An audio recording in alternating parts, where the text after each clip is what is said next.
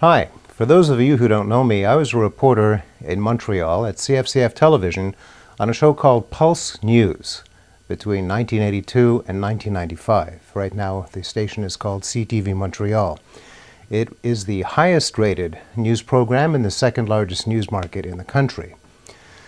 The first year I was hired, I was sent out one day by the assignment editor to go and meet Luciano Pavarotti, who was going to be appearing in Montreal for the first time, and I was told to go meet him at the gate at the airport. I complained and whined about it because I figured there's not a chance of getting to the gate, especially not through the throngs of well-wishers and photographers and cameramen and reporters. I went anyways, and it turned out there were only 3 photographers, 1 cameraman, and 1 reporter. I was the reporter. I'll be back in a minute to give you some endnotes on the story. Thursday, November 18th.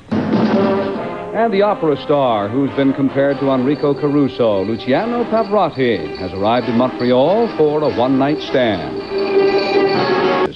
Is in Montreal. Luciano Pavarotti arrived today at the airport and was greeted by Howard Schwartz. In 20 years, Luciano Pavarotti has become a household name, achieving superstar status by singing opera. The son of a tenor, Pavarotti is considered the best tenor alive today. He's the first modern-day operatic superstar.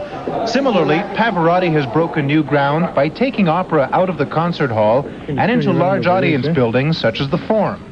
He's the first to admit things have changed since he began singing. Years ago, I think the opera was for very few people selected. Then they went to the opera with a tuxedo, and now I think it's very popular. And we have to try to make the thing more popular than is possible, of course, without lose the quality of the product. What does the world's greatest tenor like to listen to at home? Generally, the kind of music I prefer when I am at home is the silent. But I cannot have silent because I have 3 daughters and 1 wife.